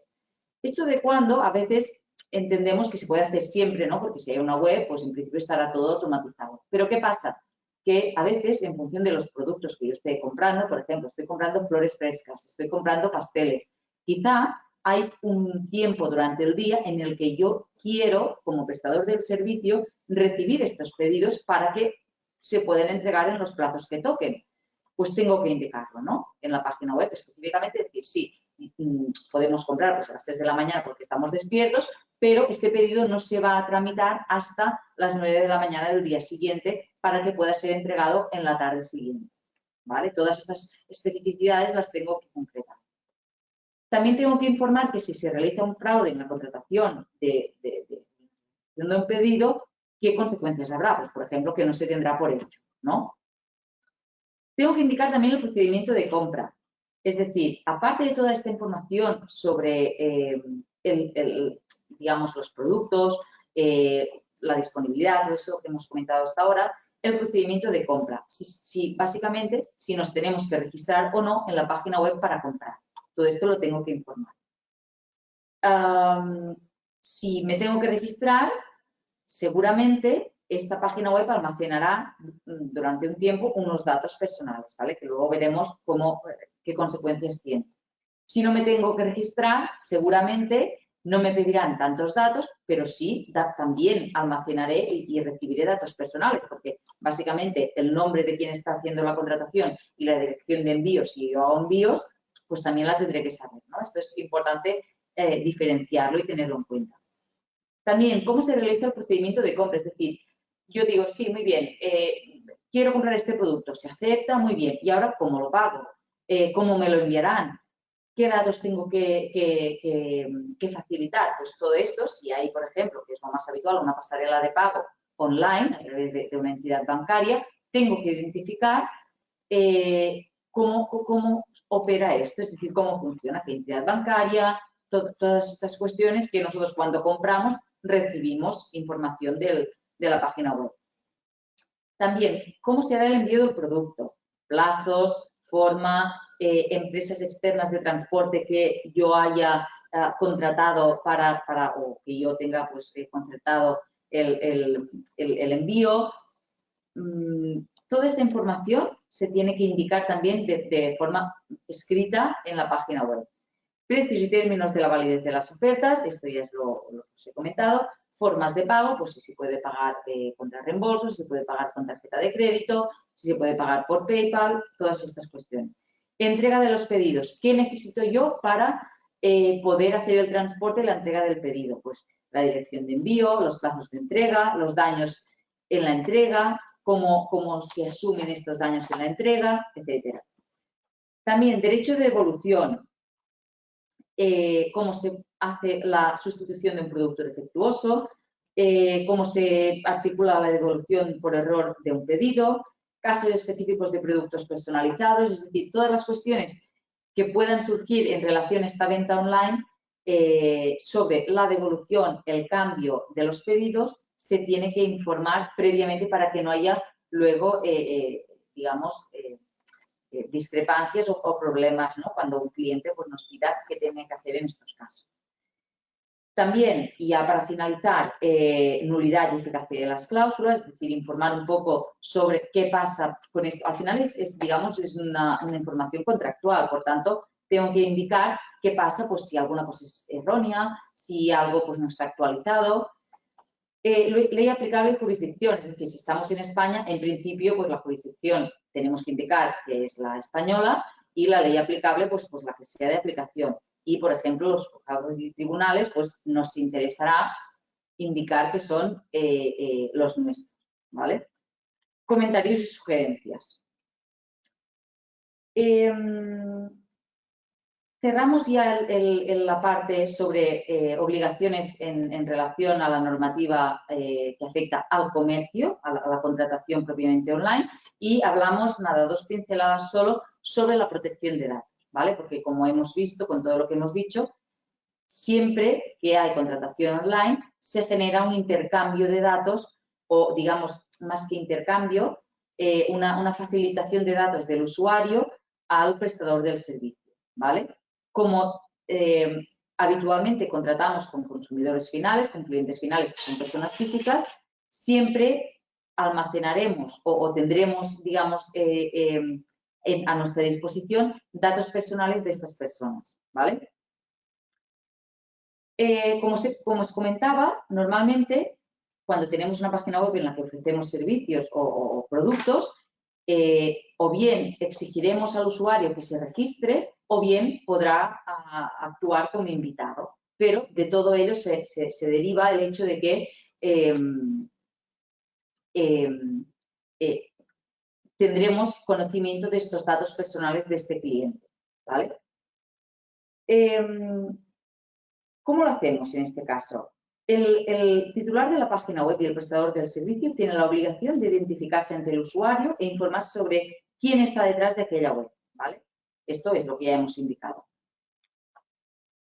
Luego, para canalizar toda esta recepción de información de datos personales, también tendremos que ofrecer un seguido de información, ¿vale? Porque al final, como estamos viendo hasta ahora, todo se basa en informar. Informar sobre los productos, sobre los servicios, sobre los precios y ahora informar sobre qué se hace con esta información personal que nosotros conoceremos del usuario. ¿Cómo se identifica el titular del portal web y prestador del servicio? A través de lo que se denomina el aviso legal, ¿vale? El aviso legal es una pestaña que estamos muy habituados a ver en muchas páginas web en la que el prestador del servicio, titular web, nos informa pues de aquellos datos básicos que yo os había indicado al principio que teníamos que informar. Esto consta habitualmente en el aviso legal, ¿vale? Que contiene la información identificativa del prestador del servicio, de la web, los datos básicos que hemos indicado y, para no repetirme, pues bueno, os dejo aquí la lista de todas aquellas informaciones básicas que ya hemos comentado al inicio que tienen que constar en el aviso legal. ¿Qué más? Cuestiones extras que podemos poner en el aviso legal.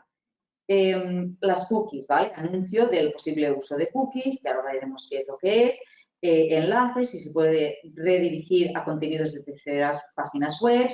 Declaración del cumplimiento normativo de la protección de datos. Propiedad intelectual e industrial. Ley aplicable y jurisdicción, ¿vale? Estas son informaciones que yo creo que es importante que tengamos siempre facilitadas en la página web, aparte de los datos básicos que hemos dicho que son obligatorios. ¿Qué más? ¿Cómo puede saber el usuario de la web qué tratamiento se dará a sus datos personales que comunique en el proceso de contratación, ¿vale? O en el formulario de contacto de la página web? Esto es muy importante también porque a veces hay personas que, aunque tengamos una página web en la que vendemos productos, nos hacen alguna consulta y no están comprando nada. Y con esta consulta nosotros también recibimos sus datos personales. Habitualmente, ¿por qué es así? Pues porque tenemos un formulario web, un apartado de contacto, lo que sea.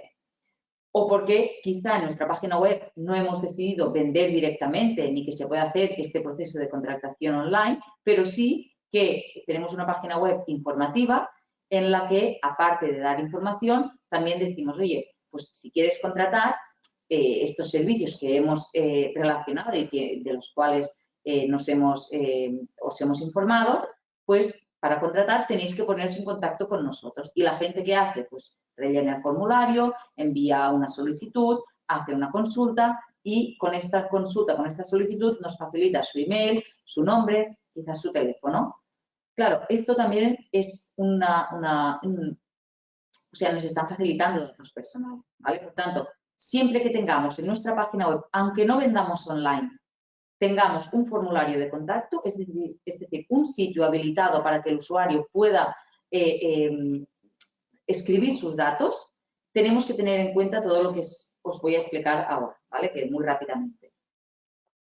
La política de privacidad, ¿vale? La política de privacidad es básicamente toda la información sobre qué haré yo como titular de la página web de aquellos datos personales que conozca a razón de tener esta página web, ya sea en virtud del formulario de contacto o en virtud de el proceso de contratación que hemos visto, ¿vale? Recoge, como bien dice su nombre, la política de protección de datos, es decir, toda la información sobre cómo yo voy a utilizar y almacenar esta información. El contenido de la política de privacidad es el siguiente, ¿vale? Deben constar los datos del responsable del tratamiento. Esto ya es terminología en materia de protección de datos, pero el responsable del tratamiento no es nadie más que el titular de la página web, ¿vale? Es decir, el prestador del servicio, el que se quedará con los datos que yo le haya facilitado como usuario. Tengo que indicar también la finalidad del tratamiento, es decir, ¿para qué voy a utilizar yo, titular de la página web, estos datos que me han facilitado los usuarios? Pues básicamente, ya sea para hacer la contratación y para poder enviarle los productos, o si no han comprado nada, para yo poder darle respuesta a su solicitud, a su petición, a lo que sea.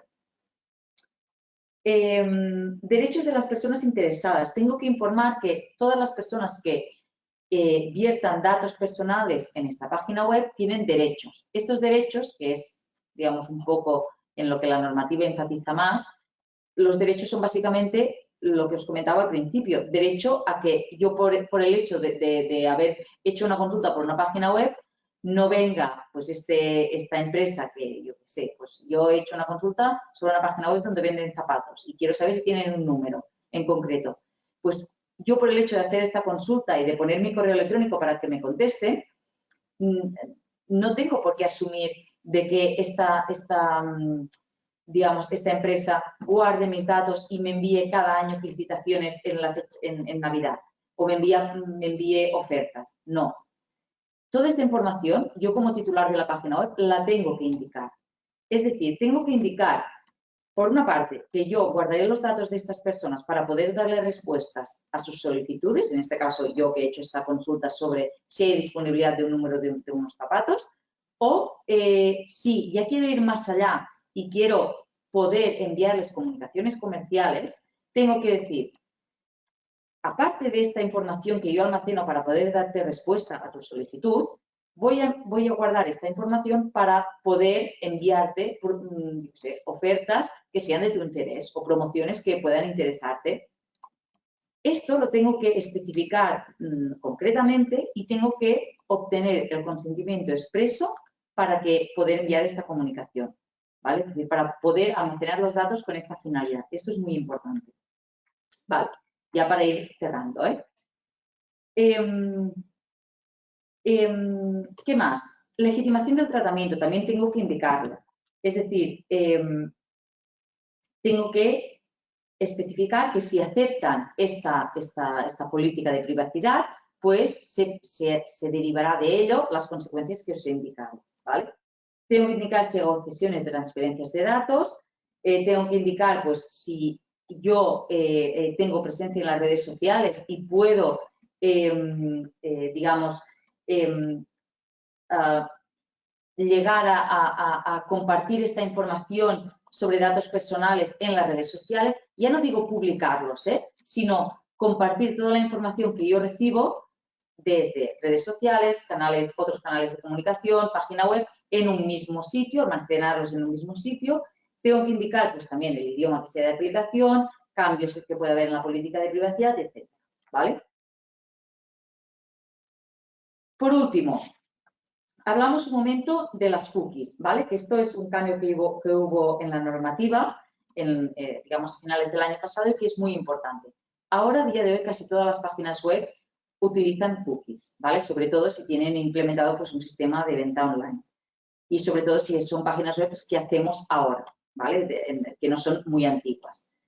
¿Qué es esto de las cookies? Pues digamos que son pequeños archivos, pequeños sistemas, digamos, informáticos que nos permiten al titular de la página web operar y prestar el servicio de forma correcta, ¿vale? Esto es el sentido de las cookies técnicas básicas necesarias que tiene esta denominación.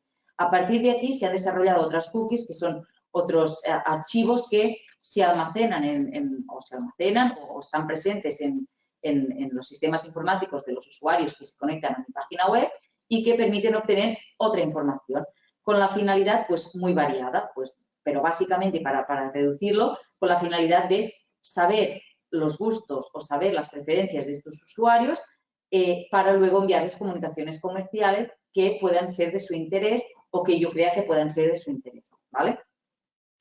¿Qué nos dice esta normativa? Muy rápidamente. Primero, que hasta ahora yo podía tener una página web con cookies de este tipo, es decir, que captaban información del usuario y no decir nada, ¿vale? O bien indicar que tenía cookies, pero no recabar el consentimiento para que fueran operativas. Ahora esto ha cambiado. Yo, para poder obtener, para poder aplicar cookies que no sean técnicas, es decir, que vayan más allá del funcionamiento de la web, tengo que pedir el consentimiento, ¿vale? Por esto, habitualmente vemos ventanas emergentes que nos indican, pues, hay cookies, acéptalas. Esto, si yo no acepto estas cookies, en principio, únicamente puedo tener cookies que afecten a los usuarios de carácter técnico para el correcto funcionamiento de la página web y del servicio. Otras cookies no las podré aplicar si no la aceptan directamente, ¿vale? Esto es muy importante y aquí está un poco explicado. ¿Cómo incorporo toda esta información que os he indicado hasta ahora ya para cerrar? Pues bien, todo esto lo tenemos que indicar en la página web. Yo recomendaría que lo hicierais en unas ventanillas, pues, desplegables, en la parte inferior de la web, donde pongo mi contacto, donde haya, pues, toda la información más o menos legal, y indicar, pues, diferenciar el aviso legal, la política de privacidad, la política de cookies, el apartado de contacto, toda esta información. Por último, en la época esta, pues, del COVID que nos ha tocado vivir, ¿qué tengo que tener en cuenta sobre la venta online, ¿vale? Que sea un poco, digamos, específico para estos tiempos. La información que yo ofrezca debe ser el máximo de actualizada posible, ¿vale? Es decir, no puedo esperar a que alguien tenga que consultarme si los productos están o no disponibles o sobre el plazo de entrega. Ya tengo que avanzar, es decir, oye, pues estamos viendo esta época, quizá hay productos que estén acabados, que estén, pues, no estarán disponibles hasta dentro de un tiempo. Toda esta información la tengo que avanzar, ¿vale? Tiene que ser previa. Y, sobre todo, cómo afecta la situación, ahora ya, pues, el estado de alarma acabado, pero no sabemos lo que vendrá en el futuro. Para otras cuestiones o otras épocas futuras que puedan venir similares a la que hemos vivido, tengo que informar cómo afecta todas las medidas sanitarias, toda la situación de emergencia sanitaria que hemos vivido en relación al servicio y al producto que yo vendo, ¿vale? Y tener en cuenta siempre las recomendaciones sanitarias, y yo creo que dar un poco de información sobre, por ejemplo, cómo será la entrega del producto, toda esta información, facilitar y avanzarla, pues es correcto y nos da, pues, una cierta imagen de que somos bastante serios, ¿vale? Nada más por mi parte, muchas gracias y ahora supongo que pasamos al plazo de las preguntas y Sí. nada.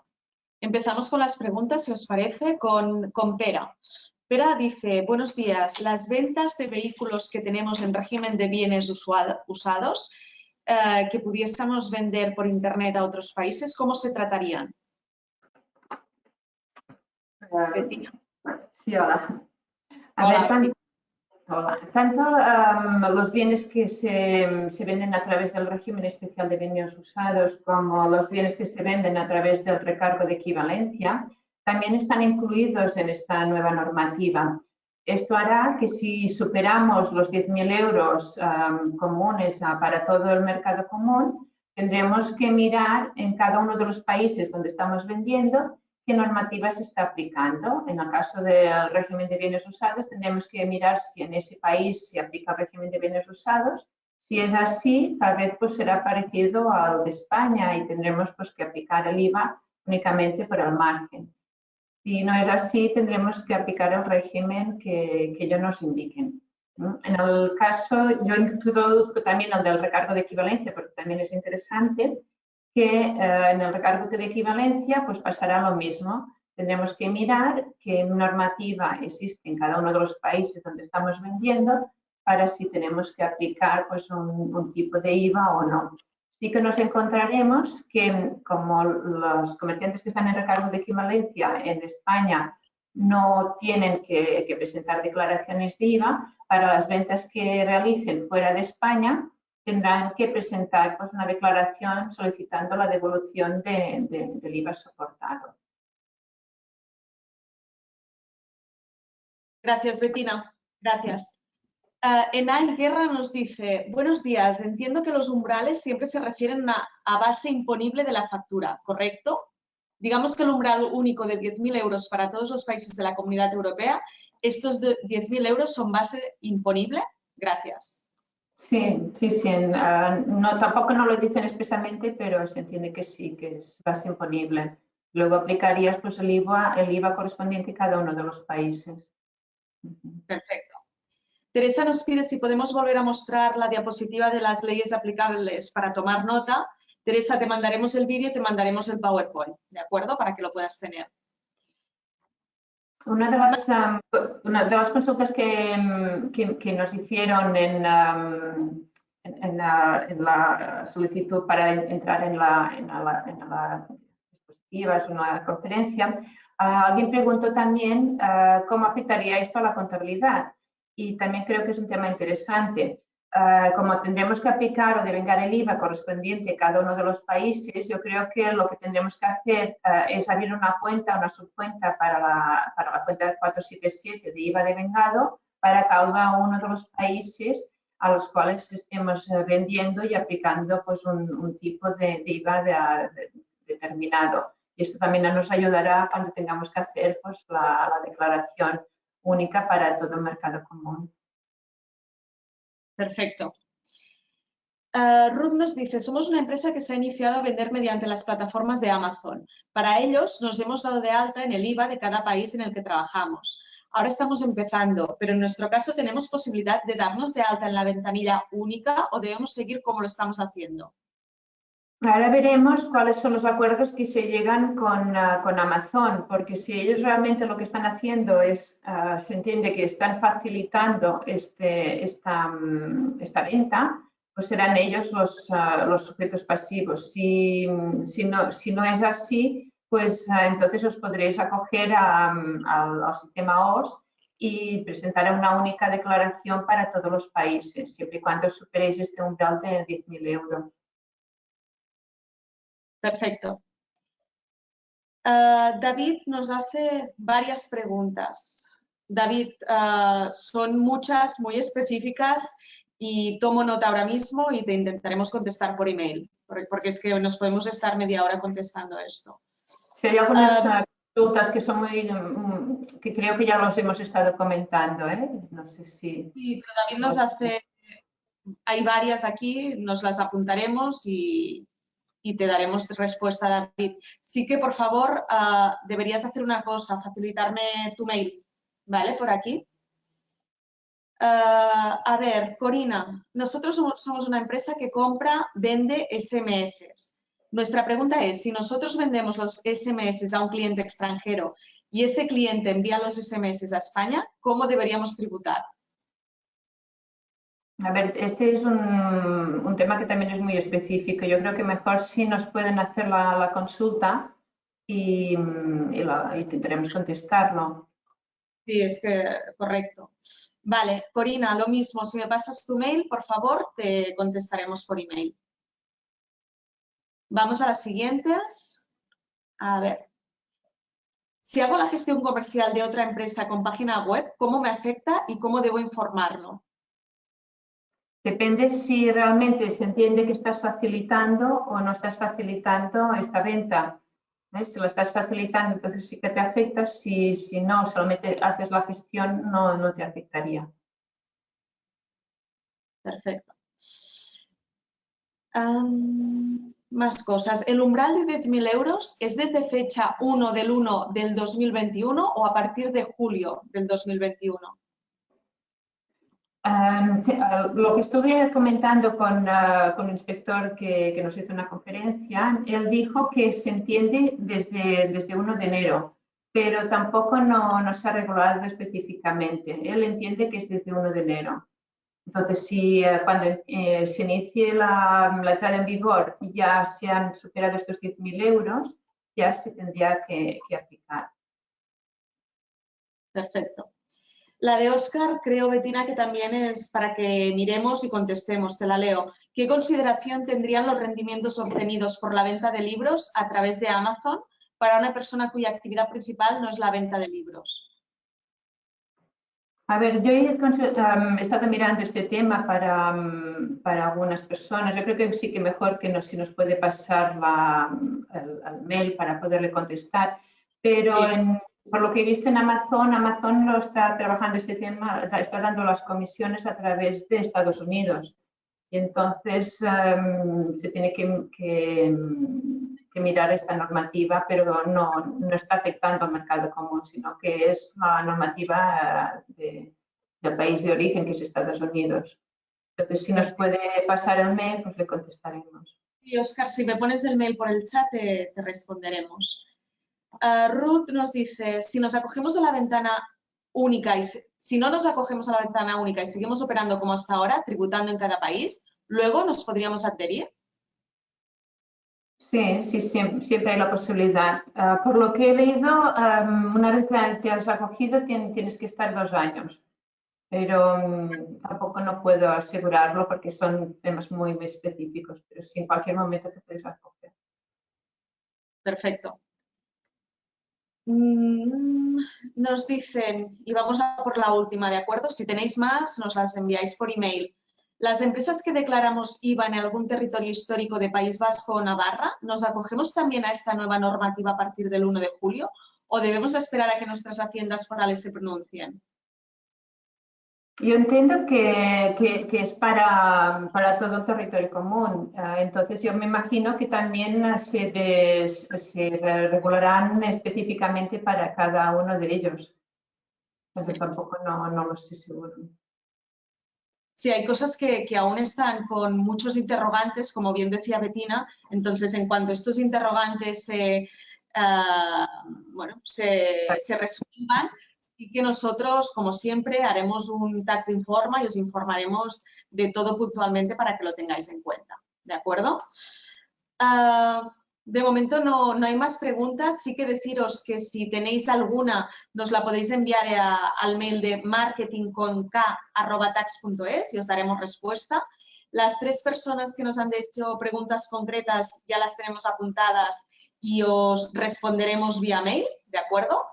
Y sin más, pues muchísimas gracias por vuestra asistencia. Gracias, Betina y Diana, a vosotras por explicarlo y darnos un poco de luz a todo este tema. Y en un rato recibiréis el vídeo de este webinar.